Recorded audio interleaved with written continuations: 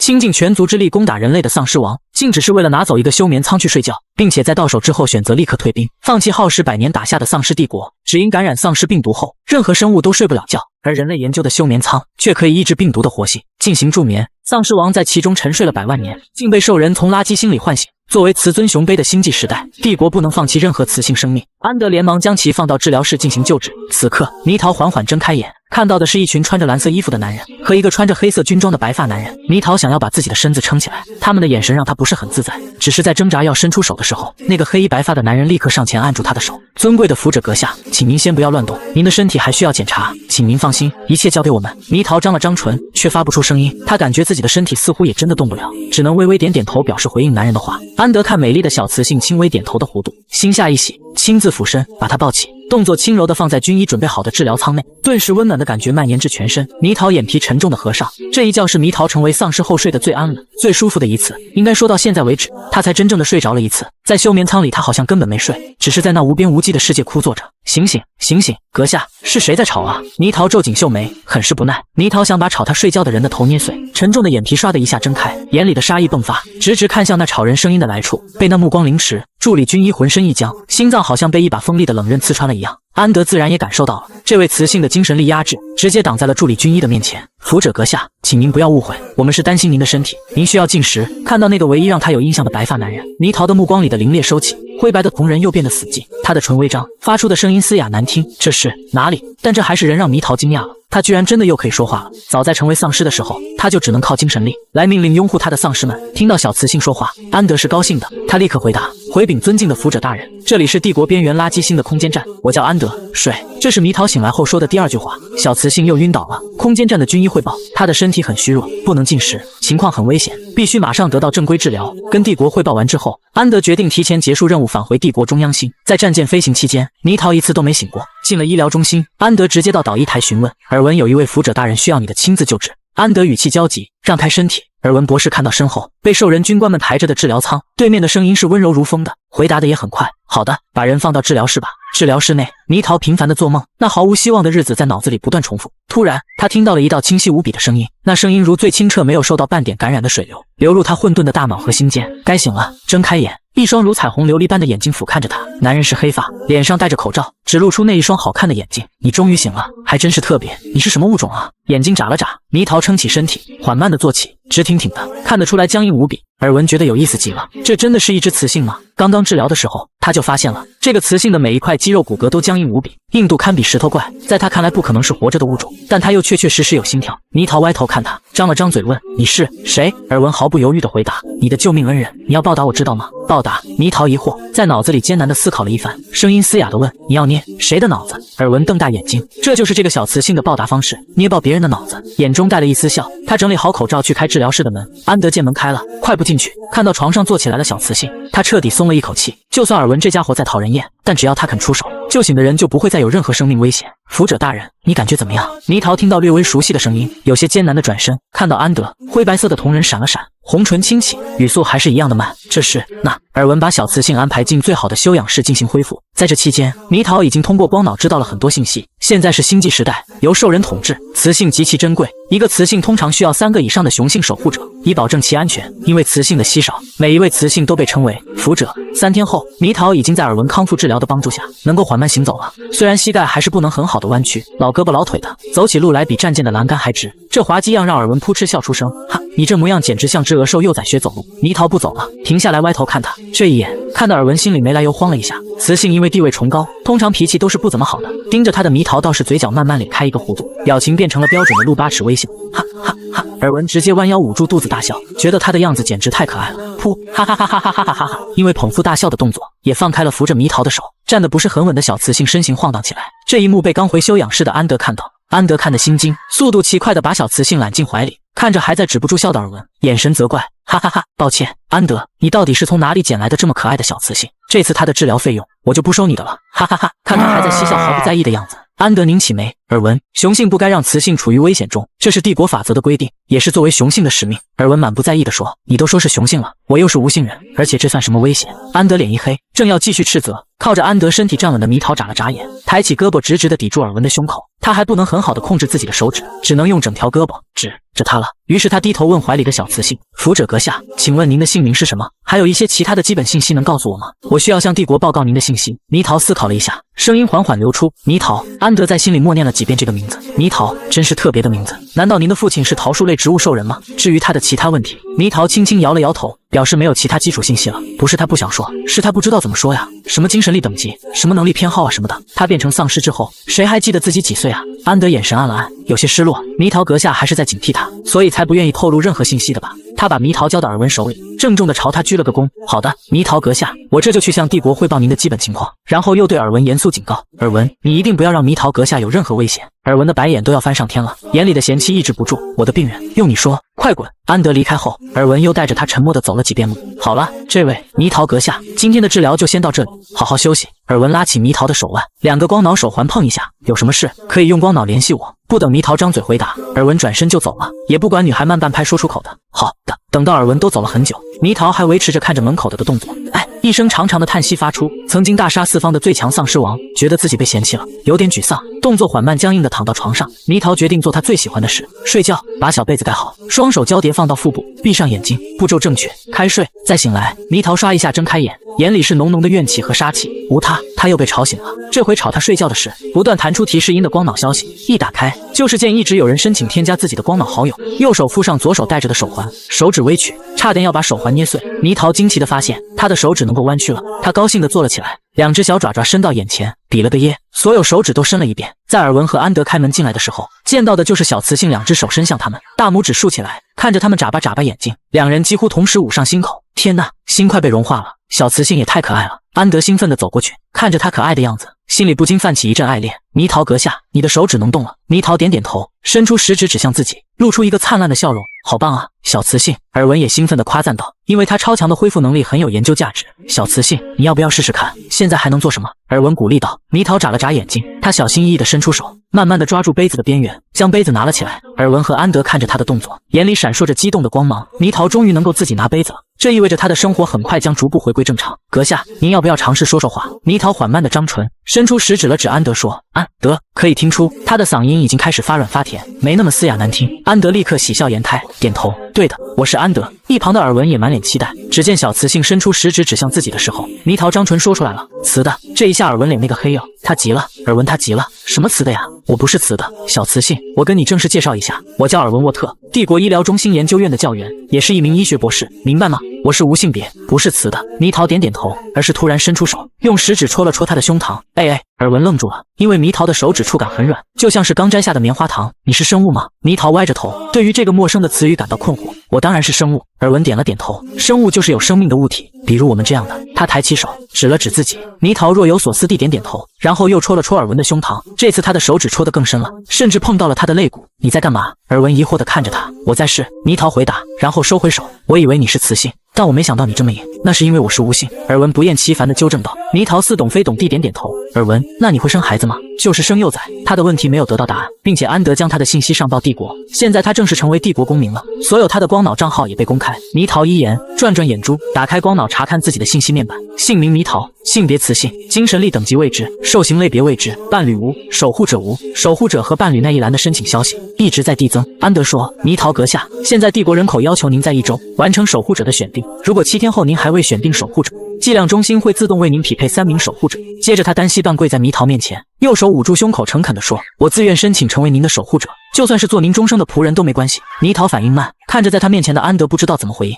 不是仆人。迷桃有些急。当然，如果您愿意让我有机会成为您以后的伴侣，我荣幸之至，因为我对您一见钟情了。安德的眼睛充满笑意，执起他的手，在微凉的手背上印上一吻。迷桃听到安德的话，脸上的表情变得有些茫然。他通过光脑明白守护者的重要性，与其匹配不认识的人，还不如接受更熟悉的安德。他慢慢地点了点头，说道，我接受。这个简单的话语让安德的心神一荡。真的吗？安德有些难以置信地看着迷桃，他知道他的回答意味着他们之间的关系将会发生重大变化。迷桃不太明白安德为何会如此激动，但但他还是点了点头，表示他是认真的。我会尽我所能保护你，就像守护帝国一样。安德坚定地说，他的眼神充满了决心和信念。猕桃看着他，他知道安德一定会说到做到，他对他的信任也开始逐渐加深。而一旁的尔文则是发出了啧啧啧的声音，他的鄙夷表情明显极了，真是直接又无理的臭老虎啊！尔文，你这个家伙嘴臭的毛病还是收敛些吧，不然你可能终生没有伴侣。安德不甘示弱地回应道，你只是守护者，还不是小雌性的伴侣，到底在得意什么？两人的斗嘴让猕桃忍不住笑了起来，虽然他还不能完全理解他们之间的关系，但他知道他的新生活将会充满欢乐和温暖。斗完嘴，安德询问，我的妻主可以出院了吗？虽然讨厌这只老虎，但尔文还是认真回答道，可以走了，但是我还是希望他留下多住些时间，因为他很值得研究又很可爱。安德却是马上气势迸发，休想把你那些肮脏的实验放到我的妻主身上，离他远一点。尔文摇头叹一句，哎呀，还真是一摸尾巴就炸毛的臭老虎啊！又对着猕桃开口，那么还有另一个办法，小雌性，我也申请成为你的守护者，你接受吗？不等猕桃反应，安德先不可置信地把猕桃藏在自己身后，别开玩笑了，尔文，你不是雄性，怎么能成为妻主的守护者？尔文耸耸肩，对两人认真地说，可是帝国也没有规定，无性别兽人不能成为雌性的守护者呀。被安德挡住的猕桃从右边露出头来，看向尔文，轻轻说了句，丑的，不要。他还没见过尔文摘下口罩的全部样子，只靠那双特别的眼睛来认人。尔文挑挑眉，抬手把口罩往下拉，整张脸呈现在猕桃面前，少年黑发，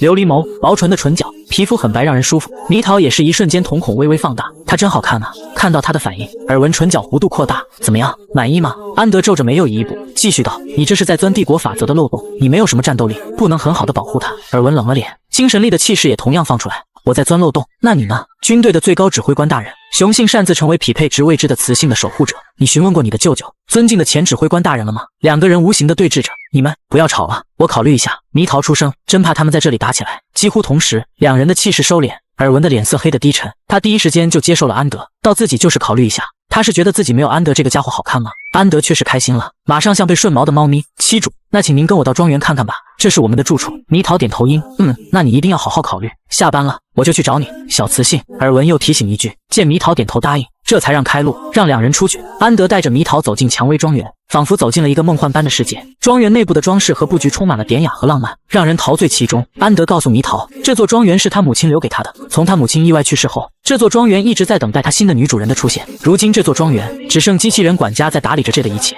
从他18岁当上帝国军队指挥官之后，安德也基本上不会回到这里。跟随着安德，猕桃一路参观，来到了最大的主卧。这个房间是整个庄园中最豪华的房间。安德推开门，邀请猕桃进入。猕桃一眼望去，眼里便闪过惊喜。猕桃拍了拍安德的肩膀，很喜欢，谢谢你。他想起了他曾经鼓励丧尸手下的情景，每当他这么做时，那些丧尸都会非常开心，工作更加卖力。果然，安德因为他的动作，脸上露出了笑容。妻主喜欢就好。猕桃内心也十分满意，他的判断没错，这样的夸奖确实能让安德感到开心。安德告诉猕桃，如果他有其他需要，可以随时询问机器人管家，会说话，会泡咖啡。猕桃蹲在地上研究着这个神奇的机器人管家，他的显示屏上浮现出一个笑脸，用悦耳的声音说，主人您好，有什么需要我帮助的吗？猕桃好奇地问，你会做很多事吗？机器人管家回答，是的，我可以帮您安排日程，播放音乐，泡咖啡，做早餐等等。猕桃对他点了点头，好的。因为对新世界的好奇，猕桃跑来跑去的探索研究，也让他此刻的四肢行动已经和常人无异了。在安德看来，他的妻主十分可爱活泼，就是个小女孩。对于这么旺盛的精神，安德很欣慰，也不忍心打断，可是他还是必须说了，妻主，因为申请成为雌性的守护者，需要提供你的精神力报告，所以我们需要检测一下。猕桃还蹲在机器人管家旁边，听到他的话，猕桃放下手中的咖啡，好奇地问，好的呀，怎么检测？他也很想知道这里的精神力，和他原本以为的精神力是不是一样的？他之前在蓝星就是靠精神力来命令和压制其他丧尸。安德立刻为他解答，精神力检测必须去检测中心。猕桃表示明白，那我们去吧。两人正要出门，忽然机器人管家发出一声提示，主人请注意，庄园外面有一位不明身份的人正朝庄园靠近，请主人做好安全防护准备。安德冷静地说，机器人管家立即关闭庄园大门，启动防御系统。机器人管家迅速执行命令，是的，主人，庄园大门已关闭，防御系统启动，正在进入警戒状态。妻主，你先在庄园内等着，我出去看看。安德嘱咐猕桃，猕桃答应了。虽然他觉得自己并不是很需要保护。安德很快到了大门口，看到庄园门外的人，脸瞬间黑了。尔文，你来这干什么？尔文此刻已经换下工作服，身上是一身舒适的休闲白色长服，戴着黑色的口罩，双手插兜，用看傻子的眼神看门里面的蠢老虎。我说了，下了班我要来找小雌性。安德虽然很不情愿，但猕桃确实答应了。他没办法，还是放了人进来。猕桃看到尔文的时候，脸上也是有点迷茫的。这回轮到尔文脸黑了，想砸点什么？小雌性，短短几个小时，你不会就忘记答应我什么了吧？猕桃眨眨眼，轻轻摇头，没有。这才让尔文满意了些。看到他身上还穿着从休眠舱出来的衣服，立马转向安德，对他露出非常鄙夷的表情。臭老虎，你就是这么照顾雌性的，让他一直穿着休眠服，你不会没准备吧？你这样真的能做好一个守护者吗？安德这些惊慌了，他居然犯了这么低级的错误，马上半跪到猕桃面前，妻主，非常抱歉，这真是我的疏忽，你可以随意惩罚我。猕桃还在消化尔文那一长串话呢，突然安德又跪下了，没事，他说，等猕桃去洗了一趟舒舒服服的澡，换上安德准备的粉色小裙子，银白色长发编成小辫子，已经是2个小时之后。看着镜子里的自己，猕桃眨了眨眼睫，有些欣喜，被安德和尔文2个人陪着，3人一起往帝国的精神力检测中心去。走到广场的时候，已经遇到不少人，有长着兔耳、猫耳的雌性兽人，也有完全人形看不出物种的兽人，无一例外，每一个雌性兽人身边都跟着3个以上的雄性，做保护姿态包围住。他们3人的出现引起不少人的关注，已经有人低声讨论起来。天哪，是安德大人，还有尔文博士，这还是我第一次在除治疗中心之外的地方看到他。快看，他们中间的是雌性是谁？为什么能得到安德指挥官大人和尔文博士的保护？又一个兽人突然激动地大声喊道：“我知道他是谁了，他是安德大人从其他星球救回来的雌性。帝国已经发布公报了，有伴侣的雄性兽人虽然目光收敛，还是忍不住把目光投过去。脾气火爆的雌性兽人直接就对自己的伴侣怒骂起来：怎么了？你觉得她比我美？那你滚，看看人家会不会要你。”一个被抛弃过的雄性骂完就把幽怨嫉妒的目光投向猕桃，然后居然直接就抛弃了那个雄性兽人。猕桃有点想钻地洞，毕竟谁被围观的像看猴一样，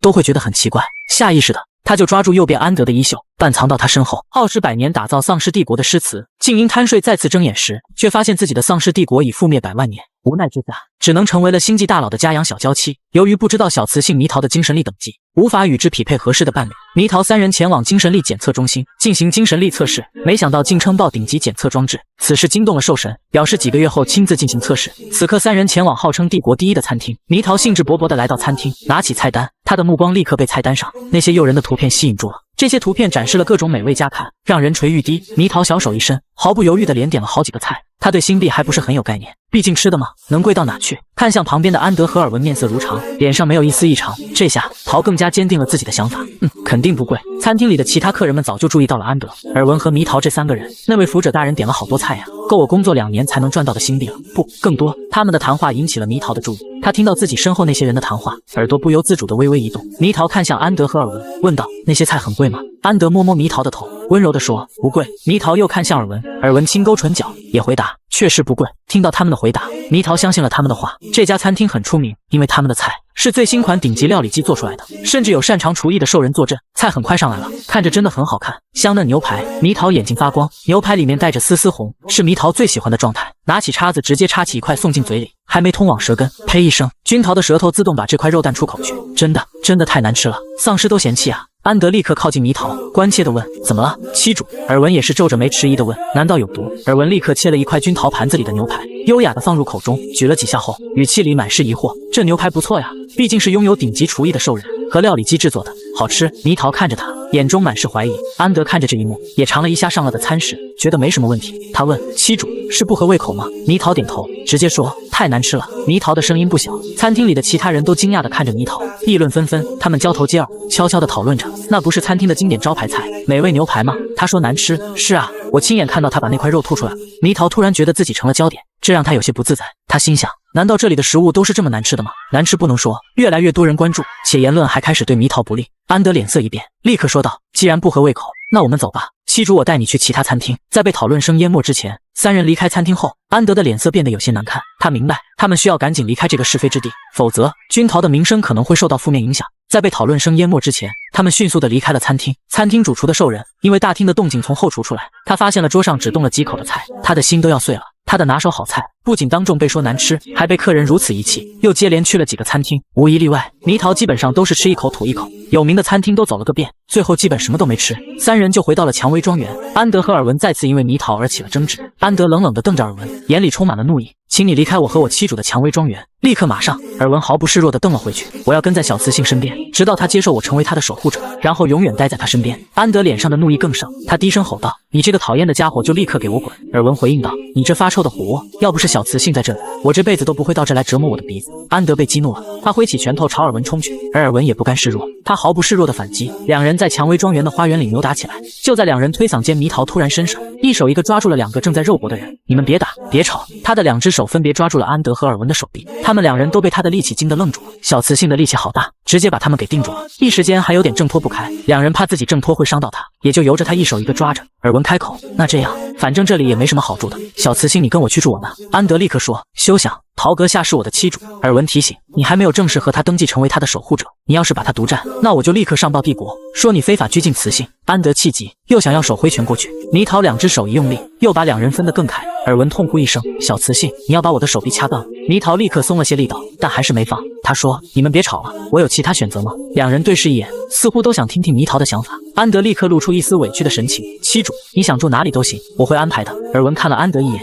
然后对莲桃说：“小雌性，如果你不喜欢我们两个人，你可以二选其一，但是我是不会走的。”安德叹了一口气，不想看到桃为难。妻主，帝国为每位雌性的准备了资产，其中就有一套别墅。如果您实在为难，我们可以去住那。猕桃眼前一亮，看着两人，然后说：“好吧，那我们一起去住我的别墅。不过你们要答应我，不可以再打架了。”安德和尔文相互看了一眼，然后点点头，表示同意。帝国为雌性分配的房子是处在非常安全的中心地带，目的就是为了更好的保护雌性，即便受到战争侵袭，这里的防线也十分牢固。到达庄园，猕桃住最大的主卧室，安德住在右边房间，尔文住在左边房间，猕桃在中间。猕桃实在困倦，熬不住了，在那柔软的大床上，双手交叠放在自己的腹部，闭上眼睡觉了，甚至营养剂都没用，因为他饿着就不饿，然后他就忘记了。别墅安静下来，安德和尔文自然不会多和对方说话，互瞪一眼就各自去忙自己的事。在蔷薇庄园有为君桃准备的东西，既然要住在这里，他要让机器人管家给他传送过来。第二天，终于猕桃不是被人吵醒的了，一觉睡到自然醒，让猕桃心情大好。他走出房间，发现整个别墅都非常安静，对帝国给他分配的这个房子好感急剧上升。对比之下，安德的心情就不怎么美丽了。尔文那边，他的房间也已经消毒完毕，看到猕桃，脸上露出笑容：“小雌性睡醒了，饿了吧？我让机器人管家给你准备了营养剂。”猕桃点点头，他确实饿了。他心想，看来机器人管家是标配，只是样子不太一样，肚子有了饱腹感。猕桃摸了摸肚子，觉得有点神奇，咂巴咂巴嘴，营养剂就是跟水做的果冻一样，没什么味道。一瞬间，他又想到昨天的那些色香味只有色的食物，心里一阵恶寒。看到安德跟他说完“日安妻主”之后，就不再说一句话，面色凝重的样子。猕桃问安德怎么了？没什么，妻主，只是我们的登记要推后了，兽神还有2个月才会迎来下一次苏醒。安德看向他的眼神立刻变得委屈。好吧，我们就等2个月，等兽神苏醒后，我们再去登记。你放心，我不会反悔的。猕桃拍了拍安德的手背，安慰他说。安德感激地看着他，将他的手拉到唇边，轻轻吻了一下。谢谢你，妻主，我一定会保护好你。君桃笑了笑，对于他的动作没什么特别的感觉。他对于类似情感的东西，或许早在他变成丧尸那一刻就已经没有了。现在他的心脏重新跳动，不知道谁会来重新唤醒他的情。安德重新变得精神，一向谨慎细心的他，立刻就发现了猕桃空荡荡的手腕。妻主，你的光脑手环呢？猕桃想了想，像是在回忆什么，然后才说：坏了啊，没事，我马上再让机器人管家送来新的。安德虽然一愣，也没有多问。光脑手环的质量是非常好的，每一个手环的使用寿命都有100年以上。君桃的光脑确实坏了，被他捏坏的。原因是昨天他已经躺好之后，他又想起了之前被这个东西吵醒的情形，手不自觉的发力。他一小声细想，反正要睡觉，坏了刚好，一了百了。这回他肯定不会被吵醒了。弄坏别人送他的东西，潜意识他还是觉得不好，他就说：多少钱？我赔。安德看着他一脸认真的模样，无奈的笑了笑：不用，妻主，我的就是你的，你不用赔。猕桃看到安德的笑容，也跟着笑了起来。他想了想说：好吧。被当空气的尔文冷哼一声，表示不满。这一下，猕桃下意识就伸手拍拍尔文的肩膀，因为他在蓝星的时候，身边有一只丧尸狗，一只丧尸猫，2个在争他手里的金和碎屑的时候，就是这样的。他摸摸头就好了。不理解，但他这么干，因为有用。果然，尔文被他拍拍，傲娇的又哼了一声，拿出一个粉色的光脑手环往小雌性手上套。我送你的，不能弄坏，我不是那只老虎，我会生气。猕桃认真的了一声，表示不会弄坏。手环一戴上，光脑就自动连通，滴滴当当的声音开始响。猕桃庆幸，还好昨天晚上捏坏了，不然他肯定又会被吵醒的。猕桃歪着脑袋看两人，这个消息提示音怎么关？吵！尔文好笑的敲他的脑袋，你的脑袋被黑洞吃了吗？你不想听到这些消息提示音，不就听不到了？猕桃眨眨眼，他在脑子里想，不要听到消息提示，然后就真的没有了。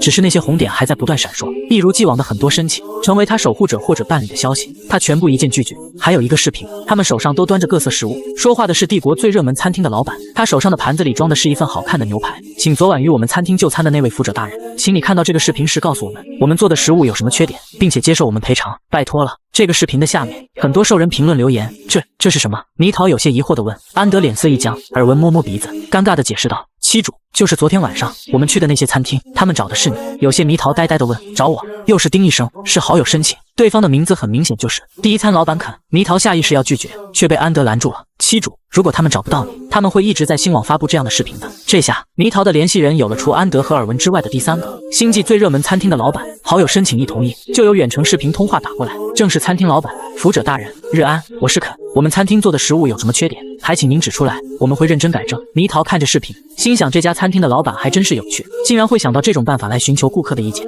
他想了想，很诚实地说，那个，我觉得你们的牛排形容不出来的难吃。肯一听，马上变成一副伤心欲绝的样子，他满脸不可置信。服者大人，您不能如此羞辱我所做的美食，请您详细说出问题，不然我将认为您在故意找茬。看到猕桃不知道怎么应付，安德开口道，不用赔偿了，也不要再在新网上发布关于我妻主的视频。肯这才注意到这位服者身边的两人都是帝国赫赫有名的人物，他更坚定了心理想法，他的菜没有问题，只是这个雌性在无理取闹，坚持对着猕桃说，如果不接受赔偿，那么请服者大人接受，我们把菜品的新币退给你。猕桃看到老板诚恳又不达目的不罢休的样子，也不好拒绝，好吧，我接受你们的退款。他笑着说道。视频到此结束，那些餐厅老板们纷纷把新币汇入猕桃的账户，猕桃原本余额为0的账户瞬间多了好多新币，他眨眨眼看向安德，这个钱应该给你，昨天的钱都是安德付的。安德伸手揉他的银发说，妻主，我的就是你的，如果你需要，我的所有产业都可以给你，好吧。猕桃想，反正这些新币都是买吃的退的，应该是安德资产里很小的一部分，但猕桃完全想不到这些新币甚至已经可以买下2套豪华别墅。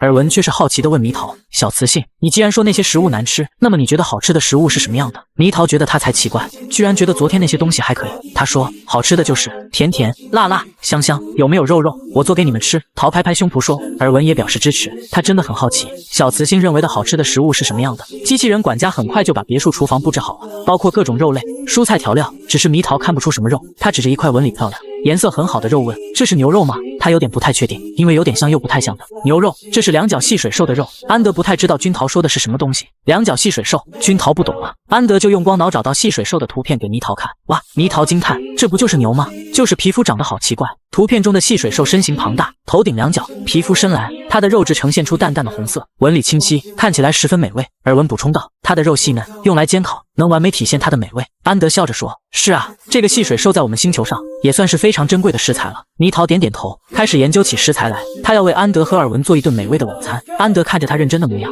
心中升起一股暖意。妻主，你不要着急，慢慢来，不要受伤。猕桃用力点头，继续忙碌起来。第一个菜，猕桃决定做土豆炖牛肉，不，现在应该叫土豆炖双脚细水兽。看到猕桃要拿起刀，尔文直接先一步拿过来，他说，你要怎么切？告诉我，我来。安德里面赞同道，对，要怎么做？妻主你告诉我们来做。猕桃思考了一下，还是点头了。他用食指和拇指比了一个距离，让尔文看，好吧，把它切成这么大的小块。尔文很快按照他的要求切好，每块大小形状都一模一样，分毫不差。小雌性，接下来做什么？他轻声问道。我要你去把土豆削皮，然后切成块。桃认真地说。尔文点点头，立刻开始按照他的要求准备。安德也没有闲着，他主动帮连桃拿起锅子，开始烧水。三人齐心协力，猕桃指挥，尔文和安德按照他的要求完美地做好每一个步骤。第二个菜，蒜香排骨。第三个菜，辣炒鸡丁。厨房里渐渐弥漫起香气，香气还从窗户飘散了出去，正好是用餐的时间。不少雌性带着自己的伴侣和守护者出门进食，这食物的香味飘入他们鼻中。一个雌性被这味道止住脚步，他催促着伴侣们快去开飞行器，我饿了。他的伴侣们连忙应答，一起去打开了飞行器的门，带着他前往热门餐厅的方向去。在飞行器上，雌性忍不住开始思考，这新来的雌性究竟是谁？对方的伴侣居然如此擅长厨艺，真让人羡慕。别墅餐桌上，安德和尔文才开始为眼前色香味俱全的食物震惊。做的时候，他们怕不做错误，根本没时间注意，只管按照小雌性的话去做。这会儿他们都激动了，尤其是尔文，天哪，就算还没吃，光从香味来判断他都知道。他赶紧用光脑记录，把食物的样子和香气都永久保留下来，还暗戳戳地发到了自己的主页中炫耀。安德自然也不甘示弱，妻主和他一起做的食物一定要保留下来。咕噜噜噜，猕桃摸摸肚子，又饿响了。两个沉迷记录的人这才惊觉。安德立刻说，妻主，用餐吧。猕桃点点头，用勺挖起一勺土豆牛肉放到自己碗里，然后开吃，一口下肚。猕桃幸福的要眯起眼，这味道他好久没尝过了。看到他享受的表情，安德和尔文都跃跃欲试。猕桃见他们不动，就说吃，好吃。两人这才把勺子伸向被猕桃动过的那道土豆炖双脚细水兽，勺子伸进汤汁里，饱满的牛肉块混合着土豆块，带着热气呈现在面前。安德和尔文都忍不住咽了咽口水。第一口，肉质鲜美，口感滑嫩，入口即化。第二口，土豆和肉的香味在口中弥漫，完美的融合在一起。猕桃看着他们满足的表情，心里也觉得无比的骄傲自豪。看吧，这才是好吃的食物，就算他做了很久，丧尸也不会忘记的。眼前食物被一扫而光，刚刚因为最后一块肉该给谁，安德和尔文又争吵起来。猕桃很无奈，将其分成了2块等分大小的小块，这才算结束。只是这快乐刚过了没多久，安德就被帝国军队召回了，主持大局。看着眼前的安德，浑身散发着悲伤不舍。猕桃拍拍他的肩膀说：“没事的，你去吧。”安德一把小雌性揽入怀中，他声音闷闷地说：“妻主，我一定尽快回来。”猕桃在他怀里答应，还用手臂环住他的腰安抚：“我会等你的，我们在一起做饭。”听着猕的话语，安德心里的担忧逐渐消失，他紧紧抱着猕桃，声音坚定地说道：“好，等我回来。”然后安德给他一个温柔的拥抱，再在他额头上轻轻印下一吻，转身离开了别墅。看着他离去的背影，猕桃心里有些不舍，因为对方是他目前来说最熟悉的人，难免有些雏鸟情节，倒也不用那么不舍。小雌性，这里还有我呢，怎么样，要我成为你的守护者吗？耳闻打断2人的煽情，开始推销自己：“我很不错的，我时间自由，你想我直接去治疗中心内找我，也能找得到。”猕桃看着他，想到他切肉、切土豆的好技术，缓缓点了点头。耳闻那琉璃般的眼睛，焕发出更多的光彩，他一把抓住君桃的手，吩咐机器人管家召来飞行器。“好，走，我们现在就去登记。”猕桃愣了，他提醒耳闻精神力等级没有，耳闻却是说：“不用，我没有发情期，不需要你的安抚，而帝国会很乐意让我成为你的守护者。”猕桃不理解，但大为震惊。就这样，在安德上1秒刚走，下1秒耳闻就撬墙角，变成了他心爱的小雌性的守护者。